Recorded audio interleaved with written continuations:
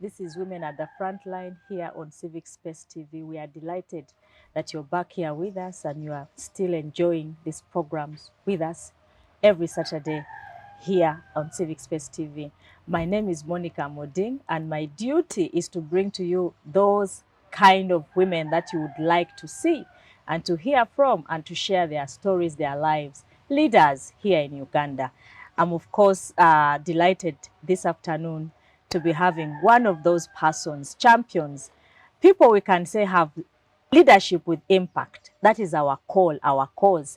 We'd like to see women leading everywhere, but leading with impact, changing society, transforming lives, and having outputs that will take the country forward and the society they are in.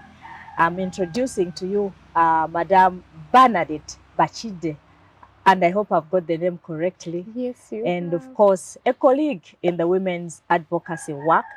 But today I would like us to focus on our advocacy work for women's laws, women's related bills in Uganda, particularly the Succession Act amendment, which was done recently and signed into law by the president in April this year.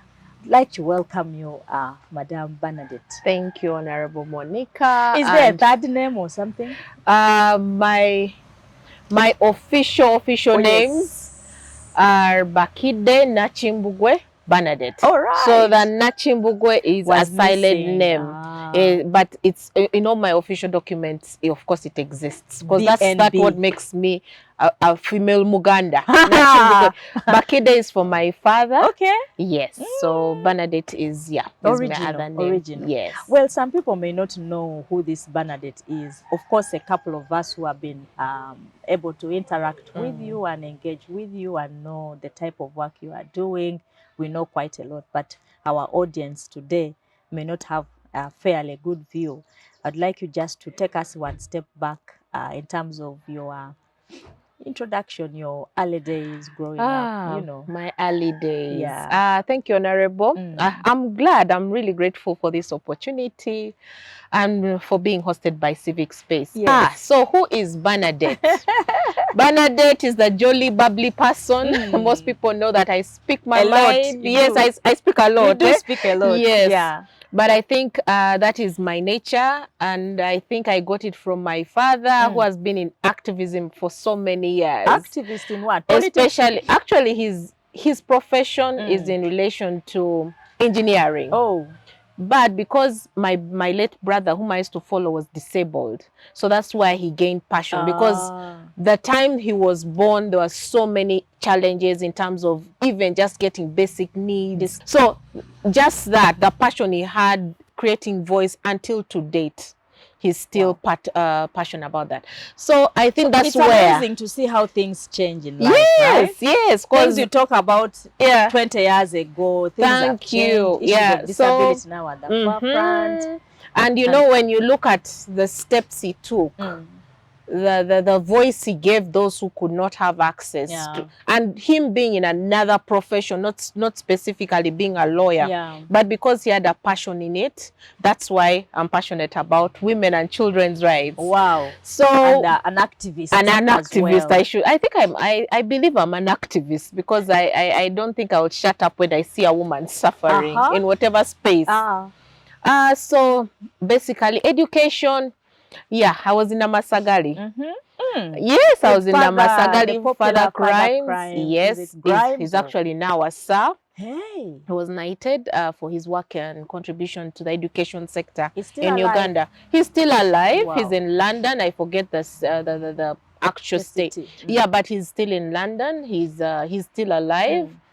And so I'm a product of that. And one thing I learned from Namasagali is that he would not focus only on our education. He would not focus only on what's in your brain.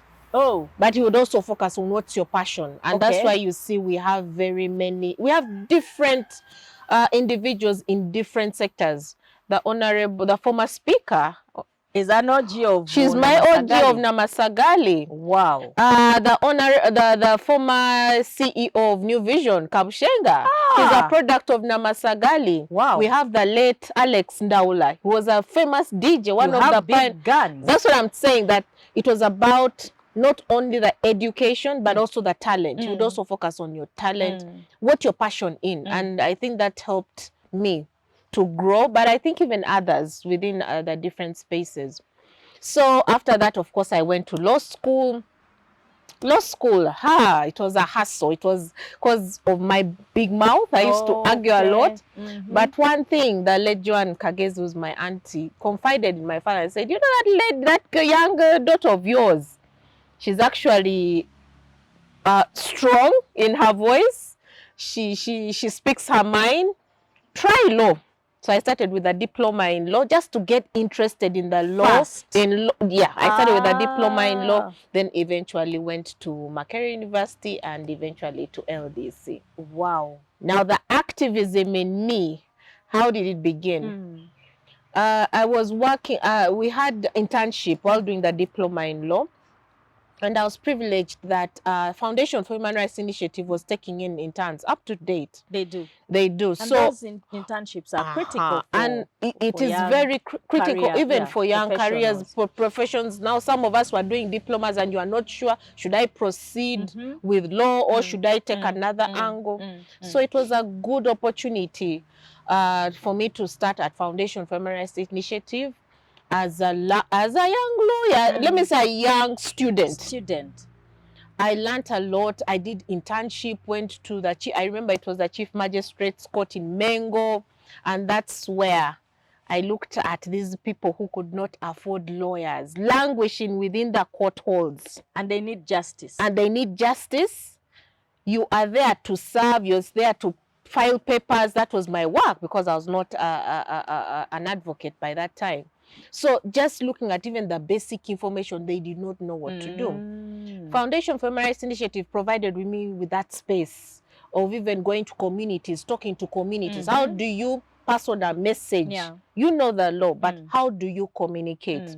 And looking at the different people, because the way you communicate to the women is not the way you communicate to men. The way you communicate to parents is not the way you communicate to single parents, you know? So that helped me to understand that, oh, how do you even communicate? So that is something I also learned from there, that, you know, as a youth, you're learning, you're growing your career, but how do you communicate to others? And also learning from others who've been there. Thank you, who've been there, because you cannot say, even today, I cannot say that I know it all. No, you cannot. At different stages, there's something you need to learn. And it's from there that I got interested and joined FIDA Uganda.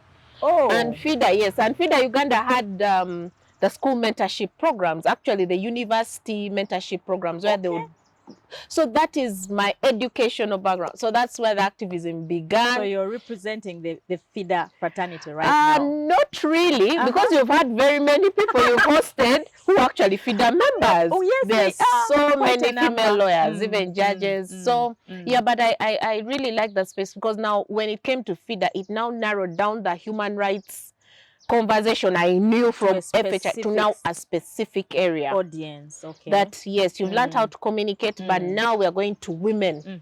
We're going to girls. What are their issues? First of all, you understand their issues. What makes you an activist? You know? And also the fact that you're developing your career. There was also that element of how are you benefiting as an individual? You know? How are you developing your career if you're in this, I mean, we were in spaces of judges. You're just first year, but you can engage with different judges, and you're like, okay, you know, you're in that space. You're with Honorable Miriam Matembe. She's speaking powerfully about an issue, and you're like, hey, okay, this is. So we had senior members, you had junior members, so it was a space. And then when you are deployed into the communities, you are deployed with a senior advocate or a senior, you know, to understand how do you package your message. Because there's communicating generally, but there's also how do you package your message?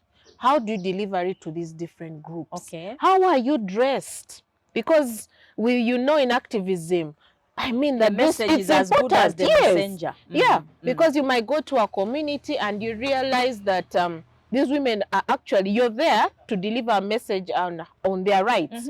But just your dress code, they're like, wow, they'll look at you. Is she part of us? Is she part of us? Yeah, so the concentration also changes. So that's how my activism began. So yeah, I'm still a FIDA member. I'm now an FHRI board member. Okay. FIDA also gave me an opportunity. I was also a board member at some point. Wow. So yeah, I'm happy that I'm still part of these spaces. You are still working within the women's movement. Still within the women's movement. So eventually I've been growing at different levels, and yes, I went to Mifumi. Maybe what you could capture for me, you know, you've come a long way in terms of your leadership journey. Of course, you still have a long way to go as well. Yeah. But at this point in time, there are things that you can flash back, look back and say, well, I think this was good.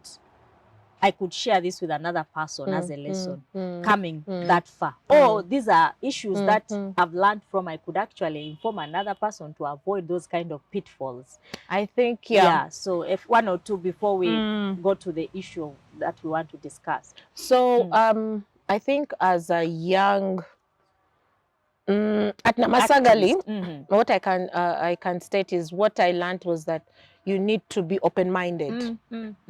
Never judge a book by its cover. You know, most people would look at us and they're like, those are actors, those are actresses, they're always at National Theatre. But never judge a book by its cover. But also being open-minded as a student at Namasagali helped me a lot, even right now in my career, how you address different individuals. Etiquette. How do you sit at? I learned how to use a knife, a spoon, the types of forks, which, you know. Cutlery, generally. Cutlery. Table etiquette, I learned it. Yes, there was home etiquette, but now the refined one, I learned it from Namasagali because we used to have sessions for girls. You were lucky because you learned that earlier. We had a British, we had a Briton. So that is something that I think we usually take for granted. Some people learn those things when they're adults. Yes, and also it can be embarrassing. You've said it. It can really be embarrassing, especially in when you're trying to engage a donor, when you're trying to engage someone who's influential. So that is something I think we need to learn. We always need to be open-minded.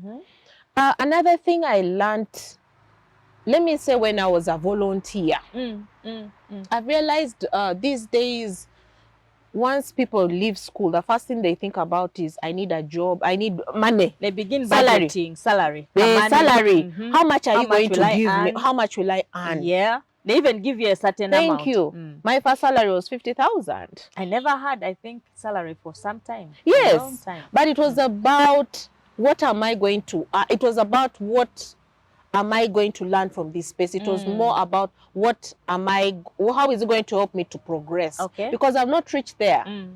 You've just left the theoretical world. You're in school. That is theory. When it comes to practice, it's totally different. So I think my call to the youth, those who are still in school, and also it's not about, if you have an opportunity to volunteer, whether you're not a graduate, even S6, you know, even once you leave S6, as long as you have this guidance, you have this passion about something, follow it. You must be a jack of all trades. Learn every skill as much as possible. At least try yes, especially the basic skills. But also, you've mentioned it. Survival skills is one, but it's also important to learn that I have to have plan B. If this does not work out, I'm not in chambers. Where can I serve? What can I do in addition to that? Like you see most lawyers, hey, after advocacy, they become consultants. Most of us, you leave society, you become a consultant. Yeah. And then eventually you grow in a certain area. Expertise in a certain field. So for me, that is what I think about. When I look at the generation we have to date, they think are quick. Money. Look at money. After all this, I have to go to chambers, earn a lot of money. But I mean, you first learn the basics, gain the confidence of your audience. And they want the money, but they don't know how it is made. How it's made. Just want to spend yes, it. they just want, they build someone. But at the end of the day, it's how do you convince me to give you my money that you'll not lose this case? Because someone said that the way we are training our children, we are missing the other hard part. We are giving them everything, you know, the rosy picture of Yes, life, yes. especially if you are a parent who has got that little resource in your hand. You're not showing them the pitfalls of life. The pitfalls that today there is money, tomorrow there might not be. Yes, yes. My children are so young, they're in boarding school, but I keep telling them, save, save, save. You want a present? Instead of walking to a supermarket or they see something, you like that? Can you start saving? Yes. Auntie has given you 1,000, so-and-so has given you 500 shillings. Save that. At the end of the year, you're able to buy whatever you want. And it's your money. And that has worked for me. Or even with this evolution of internet, doing business online, starting small works. Yeah. So yeah, you make a point. We need to really think outside the box. Yeah. We need to expand our knowledge. Because at the end of the day, even through these processes, that's how you build your network. Absolutely. Okay, so Bana, you have been at the forefront of advocacy for Succession Act. You know that this law since 1909, I think. Yes, I had to give you a really, of course. Yeah, so I thought that we could talk about it and share the journey of the Succession Act a little bit, because people may not know what it takes to get a law passed in Parliament, particularly gender-related legislation. So how has this journey been? We want to walk through that. What does it take? Because there could be some audience that may reach women in other countries who do not know what it takes, to get such a bill enacted. I think what is core is having your research done. Research was done. Now for the Succession What is the journey Act of the Succession Act? When we start, first of all, we need to take cognizance that it was not, when I was working at Lanet, Uganda, it was not the first, the intervention. There were so many interventions in the past, the Kalema report that was looking at all laws related to domestic relations of the family. And it also talked about 1964, immediately after independence, that major report was done. So there was that Kalema report. Then there were efforts by the government of Uganda to, I think that was during Amin era. Amin era actually had the 1972 Succession Act. Yes. So basically, but it was not enforced. So basically, it has been a journey. It has been a discussion among different fora. And then, of course, the highlight was the Law and Advocacy Uganda and FIDA Uganda and others versus the AG, where they went to the Constitutional Court, rendering the Constitutional Court ruled that some of the provisions of the existing 1906 were not consistent with the 1995 Constitution. So that was the landmark. But still, we had a challenge, and I think it's still the same thing. We have so many. But before you take leave of that matter, the issue of using courts to advocate for changes in law. It seems the lawyers now, you are not doing where I was much. Coming. That there was a lot that, and even to date, we have so many court decisions. But the problem we have is that they are not enforced. Okay, you can enforce them based on, but how many Ugandans, how many government officials even are aware of these court decisions? Even us lawyers, unless you sit or have law society, when there's a training of sorts, that's when you get to know that, oh, there's this recent decision on this matter. And this day and age, I'm part of some forums for Muslim lawyers, but that's when you get, oh, there's this decision on this matter, but that has not, still at the end of the day, this is a precedent. Yes, it's law in Uganda, but the challenge we have is it being documented, translated into an actual law. That's where we get challenges. Yeah. And that requires someone taking the initiative, someone taking the effort. That team called Law Uganda and Advocacy did quite a lot in terms of getting court's attention on very unconstitutional issues. Yes, and especially related to succession and also FIDA Uganda, also issues related to the marriage and divorce bill, issues related to, and now marriage and divorce, it was related to the grounds for divorce, which were discriminatory in nature. Now for the succession, it was still similar to that. There were so many provisions, issues of illegitimate children. And then the Succession Act focused more on men. Yeah. it focused more of men being the ones who are able to acquire property. It focused pass on their property. Yeah. But even when they are passing it on, they pass it on to their male children or male relatives. Or male relatives. In terms of even appointing guardians, the woman is put aside. You, the mother, is put aside, and the law was focusing on the male guardians to take over. So it made the law actually made us look as actually were looked at as property. They had actually put in a law, customs in our communities. Yes. The society had become the law now. Yes. Which was against what the constitution. Yes, really because they're looking at across. customary air. Because when you look at the law, it was basically customary law. It was customary law, looking at the man being the overall, the person who actually it was looking at. It looks at men as being the ones who own property and who die. Yes, but it would not protect the wife. And it would not look at the contribution of a woman. It would not look at the girl child. Yes, you know, it would focus more the male lineage. I would be women were more looked at as property as well. You couldn't pass on. You property cannot pass on property. You could, okay, if you can afford a lawyer, but how many of us can actually afford lawyers in this day and age, you know, to guide you? So the law. So why did you people decide to choose that advocacy? Why LandNet? Because at that time I was in Parliament, and the key partner that we worked with to get this law enacted was LandNet, and you know that interest in the Succession Act. Actually, let me take this opportunity to also thank you. No, don't. Before, yes, you as Honorable Monica Amoding. Not necessary. Why I'm thanking you is, and this is a learning point. I can share the learning point from after I've deliberated why I'm thanking you. You know, in Uganda, if you don't know how things work, you will stay there.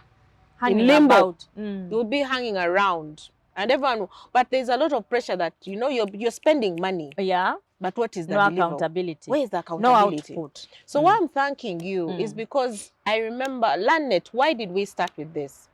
LandNet is an organization that was looking at land management issues in Uganda. And when you talk about land is equal to women. Majority of women use land. When you talk about succession or inheritance in Uganda, most people actually inherit land. They inherit houses.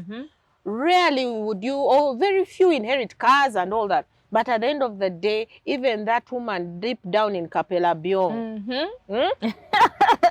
all deep down, there's a lot of gold it's there. About land. Why? Because it's an asset. It's a source of food. It's a source of cash, you know. But even majority, when you look at the statistics, the gross domestic the gross domestic product of Uganda, the contribution is from agriculture. Absolutely. And agriculture, you cannot have agricultural outputs without land. But even who's producing this food, who's contributing to agriculture, it's the woman. So if you have laws that do not enable this woman protect this asset, because majority, you talked about customary relations. In most regions, most cultures, land, when it comes to land and women, we're users. We're more as users. You can have access. That's it. But when it comes to ownership, deciding how to utilize this land, that's where the conversation changes. You have to struggle. So, and we're not looking at women, you and I, who have some money. You know, we're looking at majority of the women who are actually surviving on land. So that is where the conversation, that, you know, if upon marriage, because there's also that presumption that once you're married, then you have access. You have access, but you don't necessarily have ownership, because you might find that the land, even the land on which your husband has built his house, is owned by the clan. By the clan. So you don't belong to that clan, you know. So at the end of the day, when you look back, it still links to inheritance. And then we had marital issues. You know, they say the Constitution provides for equality before, during, and after. Now, before, most of us, you get married, you get into a, you don't have property, you don't have assets. Back home. You're back. But also where you go. Where you're going. Back so home. You don't belong anywhere. The property still belongs to daddy and maybe mommy, you know? And once you're married off, hey, in Uganda we say our wife twakugabayo. You know, you're now you belong to the, but you don't belong to that clan, clan.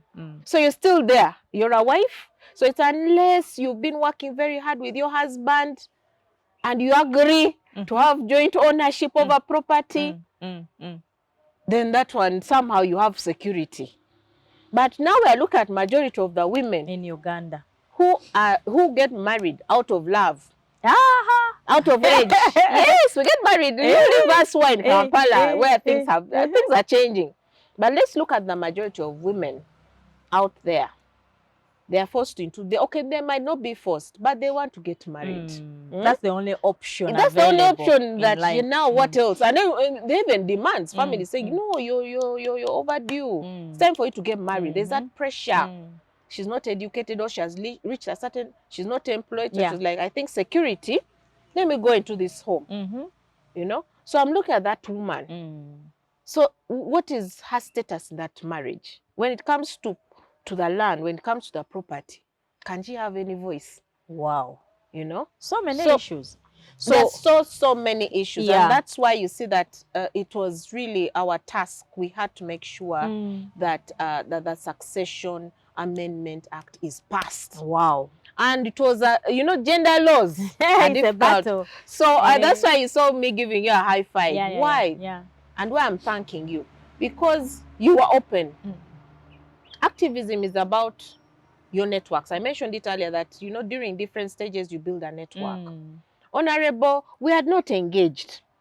But once we engaged, when we met you at Parliament, you were open-minded and you gave us an opinion on how this process should move.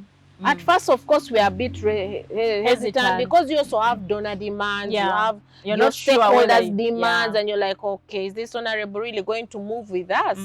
And that's why I'm thanking that you moved with us. But that guidance stuck in my head personally, and it also helped us even within the organization to rethink how do we move this. And then, of course, we started by consultations, engaging feeder members, engaging Law Society members, other lawyers. What are the challenges? We engaged some judges, because you now remember this is a process that began almost 12, 15 years back. Maybe what the listener may not know, viewer, is that that bill went through so many changes in terms of metamorphosis from one bill to another. Yes. Maybe because right now it was a government act or bill, but it came from a private member. Maybe just to give that background for you. So, well, basically there was a lacuna in the law since the constitutional case. There was nothing.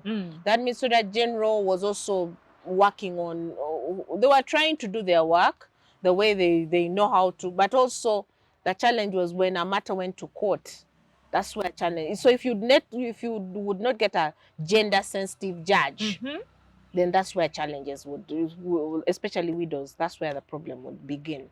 Now, at first, Uganda Women's Parliamentary Association, there was a bill I think that had been drafted. But also government had mentioned during the consultations that they were developing a bill. So we're like, okay, can we have a look at the bill? But because they are sensitive, because relations, that's why networks and relations is important. That is something I'll mention later. That how you relate with people is key. So they sort of were like, who are these? This is Lanet. We don't know this organization. Who is Bernadette? Those questions start coming up. What is their interest in this bill? And of course, it's government's duty to propose legislation. And you have to respect that. But our experience in Parliament was that hardly would they bring laws in this area we are talking about, gender-related laws. So a lot of times we had to proceed with private members' bill. That's why we advised you as UOPA let's move a private members bill. members bill. So then if government comes with its bill, we meet then on we the can floor. see. So that is what happened. So it was a private members bill that was tabled on the floor by Honorable Rosette. Of course, it was you, but you handed over to Honorable Rosette. So that process began. We had a private members bill. We sat down, did consultations. There was a lot of work that was put into that bill. And it was present on the floor of Parliament. However, in that process, you remember, then government says, no, we also have our own bill. And we're like, okay. But remember, all these 60 what years, government had not come they with had any been silent. proposal. And also during this time, because the bill was presented on the floor of Parliament, that was 2019. 2019. Yes. And it was the first time a gender bill had been presented on the floor of Parliament within 2 years. Okay. Because there is no law, if you research. Yes. There is no gender bill that has been presented and passed in one year. Actually during that parliament. Why? That's 5 years. Why? Because you mentioned it. You expect government to bring laws, you know. But sometimes you also look at their mandate, you look at issues of research, they have to update. But as civil society, we just in most bring cases, we do. Consultations are easy. You have some finances to move the processes. So when government brought their bill, we were like, okay, the committee sat, what is in there? We made an analysis. And we realized that actually, they too realized that actually the private members bill was more comprehensive. Yes. So we were like, oh, let's pat ourselves on the shoulders. And move forward. Yes. But the committee also sat and said, but no, there are also good proposals in the bill of in the government bill of 2019 that we can. And we said, okay, let's sit down. And that's why I come to thank you again. That we sat down and said, you know, if we fight this battle that who wins, who's the best, at the end of the day, the law will not be passed. And that the Office of the Administrator General was too cooperative. It was, actually. They helped us to understand. Because when it comes to advocacy, it's not about the paper. No. What you've written down. It's also about its applicability. Will you be able to enforce it once it's passed? And remember, we are legislating not only for parliamentarians. Remember, we had a battle, issues of gender equality. You know, it was a gender sensitive law. So many emotions would have come out, you know. But at the end of the day, the question was, who are we legislating for? Yes. And that's where also that Office of the Administrator General, the AG, was very, very pertinent in this process. Helped us to understand. They gave us insights of the challenges they face. Of enforcement. The day-to-day challenges they face when it comes to administering estates. So that, and also they were not only looking at the male they also brought in the women's perspective. Like, for example, we were proposing 50%. 50% for the widow or widower upon this demise. I remember there's someone who called me, and she said, Bernadette, this was a woman. I need to be honest. She said, but Bernadette, let's be honest with ourselves. Let's say it's me, it's my property. Okay, maybe I'm the head of the household. I'm the one who has the income. I've sustained this home. And then I die. I pass on. Honestly, would it be fair for me to leave 50% of my estate to my husband? And yet I have younger children. I have young children who have more needs than him. Because remember, automatically, in most cases, he will remarry. But my children still have needs. Why don't we maintain the 75% that was especially for intestate? You know? So the 50, and then also the Administrator General brought in this angle and said, oh, by the way, we're talking about children, but there are those who are between the ages of 19 who are still at school. They are not children, but these are young, I call them young adults. Because they are transitioning from being children to adults. They are not yet even youth. They're transitioning. It's a transitional phase, and they still need our support as parents. Okay. So what happens to those? Because you're now saying those ones are not entitled. So, you know, all those aspects, and that's why I come to thank you that This was a conversation where you say, you know, let's be open-minded.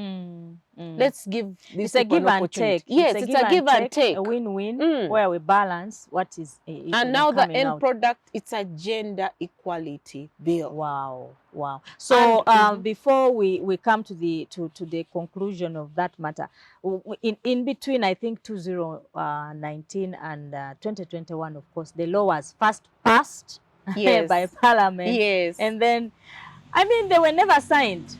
3 laws were passed in a marathon, but the president didn't sign them, actually, including this one. Yeah, it was not passed. That was 2021. It was passed by Parliament in March. But you know, the procedures that, it has to be taken to the president for assent. So there were delays. But he was supposed to sign it, I think, within 60 days. Which elapsed. Which lapsed. But now, then the term of Parliament ended. And then the late Speaker, the Honorable Jacob Olanya, picked it up. That was a day, I think, I felt like, that was one of the days where I felt like my energies had been crushed. That's one of the days I felt crushed. Totally. Years of advocacy, 5 years of advocacy. We had a bill that had been passed. I know. The jubilation, we got certificates, we were so excited.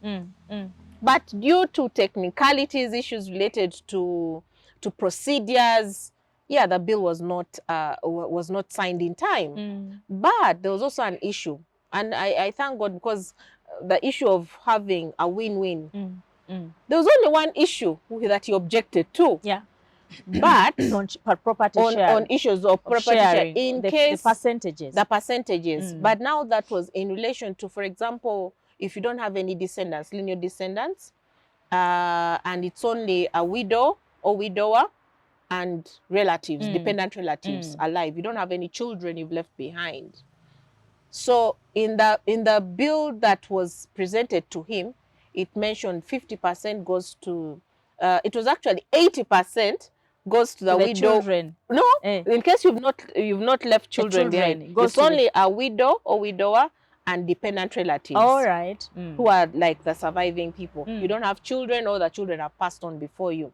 So in case you pass on, then your widow or widower would be entitled to 80% of the estate. And then the dependent relatives would be entitled to 19%, and then 1% for the customary heir. So I remember receiving a phone call, and they're like, but Bernadette, do you think your relatives would, someone called me and asked, but will it be practical? Let's leave Bernadette, who will write a will and all that. But we look at the majority who don't write wills, who are in the village. And the only property is basically the home. And do you think these relatives will allow this woman to stay in this property and gain 80%? Every, do you think she'll be comfortable in that home? And the reality is no. It is no.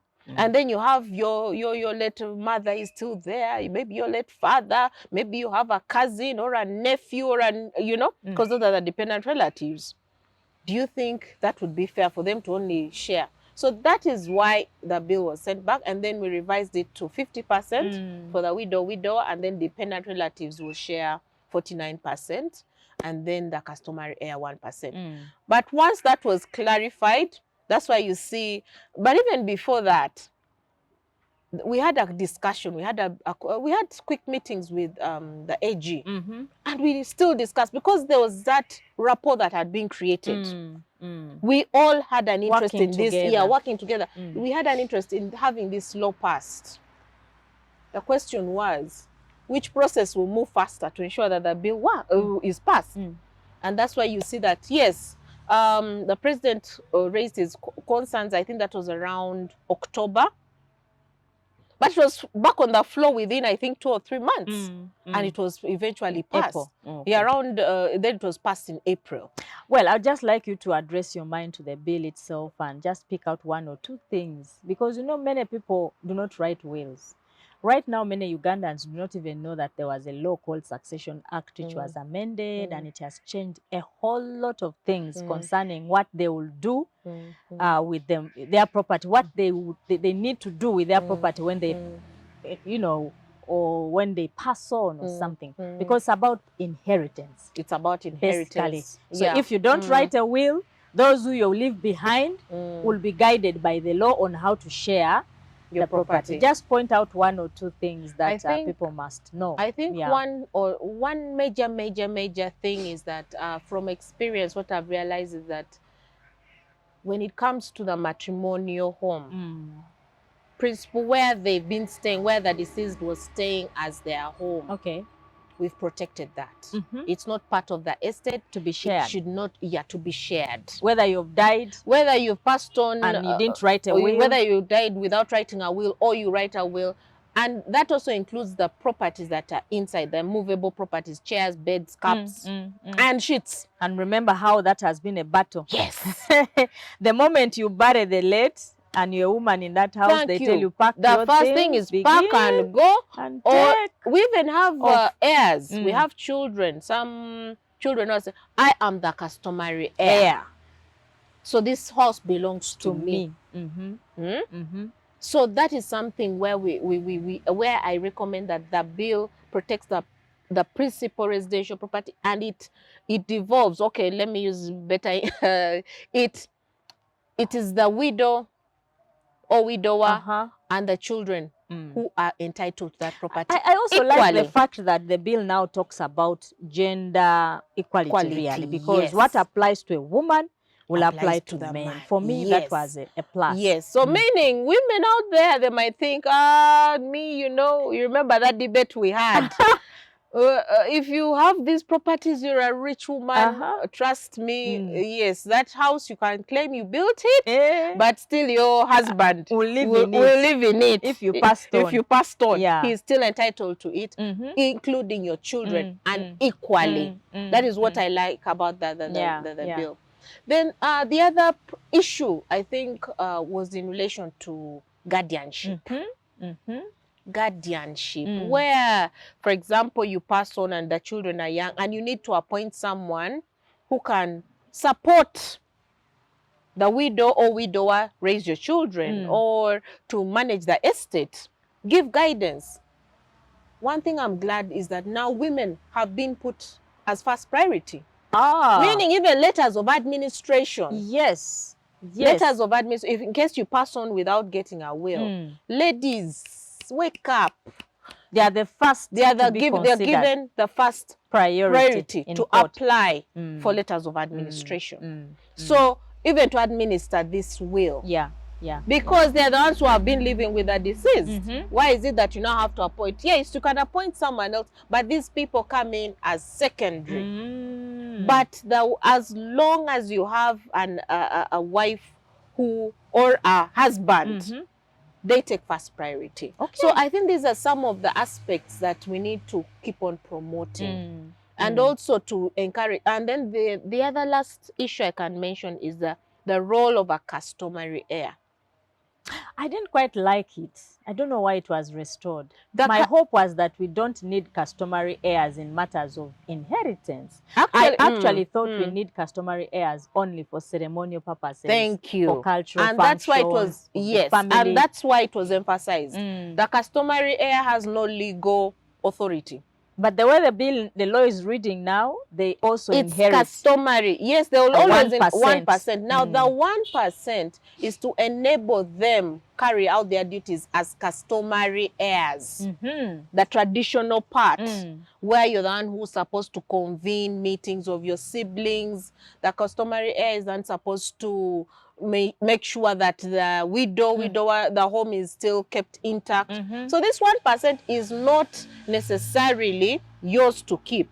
It is yours to use to help you to administer, to administer your roles as a customary heir. But now we're also looking at heiresses. The heir, well, because we also have, like in Uganda, I can be a customary heir of one of my paternal aunts. And the same thing, vice versa. So, like the late Sir Apollo, Nsibambi. you remember there was a lot of hula baloo. How can this girl be in the air? And all that. Actually, it changed a whole lot of things for us. It changed, but now the thing was, we need to understand a legal heir and a customary heir. What you mentioned before, there was this issue of customary heirs. All are supposed to be men. They're supposed to own the property, and yet that's not the case. You only have that customary role, the function, the blood line, ensuring that those unity in the traditional aspects, roles, those roles, but not necessarily the legal roles of managing your estate. Okay, and that's why you see that most of these estates are still surviving. The late Mulwana of Jessa, nice house of plastics. I mean, he appointed the daughter as the administrator, as the executor, and things are striving. Running. So things are still, so that was also another issue. But also the law blended culture with a little bit of... Just a little bit, but it was mainly to emphasize that this is a customary role and that's it. According to traditions, that's your role. But when it comes to other legal, no. Okay. Yes. Okay. So what lessons do you pick from that advocacy going forward? What else can we, look forward to? What do we need to do more now that we have a Succession Act? There are other areas we still have not been able to succeed in, given the nature of house laws on gender, related issues come in Uganda and other countries. I think as activists, we need to do a bit of research. I think we need to learn from other jurisdictions, other countries. What have they done when it comes to having gender neutral laws? Sometimes we've been pushing the agenda of a woman, the discussion, women and girls, forgetting that there's a way when you talk about gender equality, you also have to include the aspects of male. So that is something that we need to seriously, as the women's movement, as women's activists, we need to sit and think through how do we harmonize these laws. The other issue is related to those who are cohabiting. It's what do you want to do with them? It's let people get Muslim. married. Yes, no, we're saying let them get married, but they are not. Honorable, they are not. Men are not taking the lead. Women also, like if I take lead, there's so many interpretations. We have people who are career-oriented, people have money, people who are now aware of their rights. We have this group of people, of the youth. We even have age mates who are not married. Who don't care even. Who don't care. They say, as long as I can get a child, that's enough. I can proceed with my life. But is that the way to go? But the reality is, we have people who are acquiring property jointly and they are not married. And then the law is saying, we're protecting most of the laws. Only those who are in marriage. Thank you. Isn't that discrimination at and that's law? why I'm raising it, that it is discrimination. But also we need to do something about it. I think we need to come up with a law, like the Kenyans have a law for such situations. Specifically? Yes, specifically for those who are not married. Okay. And that brings me to the marriage, okay, let's say the marriage bill or the divorce bill. We need to have that fast tracked. Of course, we need to have that fast tracked, but you bear in mind what we have gone through in terms of advocacy for that law. And that's Can't why we change strategy. That's why that's changing strategy. That's why I mentioned that maybe we need to now look at, focus on gender equality. How do we balance this law? Balance the boat. What affects women? What affects women? What affects men? But also, what are the issue of cohabitees? The religious institutions are saying, no, you need to get married. But people are not getting married. So we're also looking at those other social issues. How are we having that conversation around that? Why aren't people getting married? Have we done some form of research that can inform the kind of law that we can develop, or even can inform, like the Muslims? We need a Muslim personal law bill, especially related to inheritance. But the Muslim, when I look at the Muslims, their marriage is simple. Easy. It's easy. You don't need to have a white gown. Yeah, people do it, but all it takes is 2 witnesses, someone who's a celebrant, and that is done. But how far the Muslims with the Muslim personal law bill in terms of reforming? Because the last time they did it, apparently it was really not in tandem with human rights standards.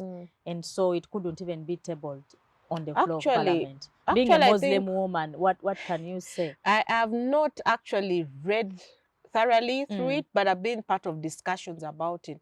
Actually, it was in tandem with what the Quran provides. And the Quran actually provides for things that might, realistically, it actually provides for gender equality. But even gender equality, especially on women, it promotes actually the rights of women even more.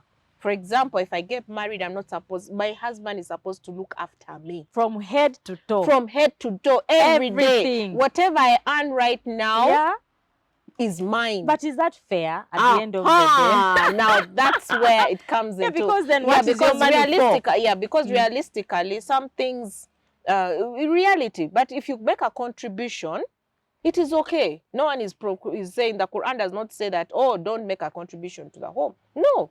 Because you're working, you're earning, and you see that maybe there are some gaps. So if you can fill up those gaps, it's okay. But it's not mandatory. Now, the Muslim Personal Law Bill, unfortunately, because it's because it's related to the Quran principles, Sunnah and Sharia law. Sharia law is supposed to be enforced by Qadi courts. Now, in Uganda, they are recognized. But they are not. But they've not yet been established. They've not yet. We have Qadi courts, Uganda Muslim Supreme Council. I think also Chibuli has one. But there are few. So right now, when it comes to the enforcement, they are training issues of equality, issues of justice. You know, because also we have to have these conversations with the sheikhs. The ones who are going to guide these couples when they're divorcing. They need to understand some other aspects. So now that is also another training. Now what I think is sort of challenging is that the fact that you have this law that you want to push, but its enforceability is also another issue. It's also another challenge. So we still have a lot of work. So we still have a lot of work. We still need the marriage bill to come. We need the divorce amendment act to be done. The sexual offences was sexual offences was also not signed. We need to go. The Muslim personal law is also pending. So, and then we also have some laws in relation to land. Right? They've been processes of being amended, but the processes are taking long. So we still have a lot of work to do. But we also need to do a lot of research. But it has been said, of course, advocacy is one step at a time. So the small steps we celebrate. Yes, we celebrate the small steps. But there is still a lot of work. So are you re-energized? Do you still have, energy to continue with this work? I have a lot of energy. And what can we expect from you in the next few years? I think right now the energy has been on popularizing the succession amendment, because very many people, including those who are educated, do not know its provisions. So sometimes you might jump onto another, and yet you still have something that is still on the table. So I think right now my focus has really been on advocacy, issues related to Actually, it's not on advocacy per se, but also advocacy to help people understand the law. Many people who will be watching different may people, not even different know categories. For example, in the traditional institutions, they need to understand why we talk about customary heir, why we talk about the legal heir. So there are different groups of people. We need to talk to judges, we need to talk to lawyers, we need, this. So they still are. Then we need to also translate these laws into the local language, because if we don't have community dialogues on these laws, the enforceability will be challenging. Because remember, not everyone who passes on writes a will, and not everyone who passes on is able to access a legal aid service provider or a lawyer to get guidance. So we still have a lot of work to do. Okay, you have done well, Bana, and in terms of that work going forward, I think it's very critical. Of course, it's been said, ignorance of the law is no defense. So our people really don't know that the Succession Act is out there, very powerful law, very empowering. Everybody needs to know in order to enforce their rights. So I look forward to seeing you in the fields out there. Thank you. With the teams and the networks you're working with, engaging with the public. to educate them on that law. Thank you. But before we go, I Mm. just wanted you to, being a leader who has had an output and still working, we are nurturing a generation of activists, leaders, and others. One or two things that you can speak to them about, encourage them, and So I'll look into the camera. We have very many young lawyers. We have young girls, young women. One advice, the major thing I think I need to encourage you is believe in your passion. If you believe in something and you believe that it can work in your innovation, let me call it an innovation. If you believe that it can help a fellow young lady like you, can help a fellow young woman, or any other woman, please proceed. Don't hold back. Don't hold back, and also share it with others. If it was church, they would say that's the Holy Spirit speaking in you. Something like that. Guiding you. Move forward. Don't hold back. Yeah. But definitely you have to be informed, because there's also an innovation which is which might cause problems. Yes. But always, always, always don't hold back. Speak your mind. And you don't need to go out in the spaces. It starts with you. Look at yourself. Being the change that you want. Being the change that you want to be. Look at your environment. For me, issues of succession. Hey, I used to have battles at home. Yeah. You started changing the home itself. Even my father, to this day, I still educate him on the bill. Yeah. Because he's a man. With you. It starts with you. And I thank my late mom, because she wrote a will. And why? Because of those discussions we used to have. Yes. My mom passed on in 2020, but she wrote a will. And she used to follow. Was she educated? She was educated. She had a diploma in banking. But she was because of the different things that happened when we were in Kenya, she ended up being a seamstress. She started a tailoring school and then retired into business until she passed on. But she was educated. But she was educated, but she did not go to a lawyer to do the will. She wrote her will based on the discussions we would have at home. Whenever at home, or whenever I should listen to radio, she would even call me and say, Bana, this is what you said. I've not understood. And I did not know that she was writing a will. So when she passes on, my dear, her will was detailed. That is something I'll never forget. Wow. So that was your impact. So, yes, the change begins with us. So whatever we believe in, we don't hold back. Because you never know. You might be changing someone who's just next to you. And change starts small, but within. And yes, then and sometimes change does not need money. And I mentioned that earlier. Start by volunteering. You don't need money. And then the other pointer I would give the young generation. I mentioned money. But I think what is important is to assess. I think you need to assess yourself. Give yourself a break once in a while. Okay? Give yourself a break once in a while. What do you mean a break? What I mean, sometimes things might not be working out. Okay.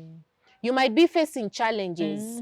You're trying to push something, and then midway, either it might be financial, or it might be related to some research you're conducting, or it might be related to a family. Maybe your boyfriend has abandoned you.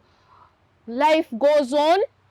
Young ladies, life goes on, but give yourself a break. Take time to assess and give yourself a break, to cry, to shed, to reflect, to re-energize. Wow. Yeah. Why? Issues of mental health. It is not related to drugs only, like the way I say, borders. It's related to the stress people are facing. It is real, and they said it's 14 million Ugandans. 14 million Ugandans. Mental health issues. And we've not now even categorized them according to their age groups. Who are the most affected? And majority of Ugandans, is it 52%? Are youth. So you can imagine 14 million. Yeah, could be the young people in our We have young people who are committing suicide over failing a certain test, because they know when I get home, So that's why I'm saying give yourself a break. You're not supposed to be perfect. Learn from the failures. Learn from failures the are also part of the journey. they're part of the journey. The challenges are part of a journey. Okay. Yes. Okay. I want to end here and say that I've been enriched a lot with your discussion, certainly, because the things that you talk about, I love them. I'm passionate about this particular area, and anytime, morning, night, and day, if I'm woken up, even when you're dreaming succession, you're like, the same things, and women's issues generally. So we want to thank you here at Civic Space for coming over. I know this is not the last time you come. We shall be having you another time, and of course, just to charge you to continue with the work, particularly sensitizing the public now, because we've had a very powerful bill act now passed, which many Ugandans don't know, and it affects each one of us, because everyone will pass on one day. But how is your estate managed when you are gone? How do your children benefit from your estate? So thank you so much. Our viewer would like to end here today. I hope that you've been challenged to go and look out, you know, try to ask questions about these issues we've talked about here on this program. What are these issues? Succession matters, inheritance issues. Look out for the law. What does it say? Educate yourself on it. Of course, we have that work to celebrate, because there are women who have dedicated their lives to advocate for these kind of things in society. And Bana Nachimbugwe, yes, Bakkidde has been here sensitizing us about the bill and the act now, but also her life, her journey, sharing a few things here and there. I hope you have been enriched. I'd like to thank you for being here with us up till now. Till we meet on the next program. Shalom.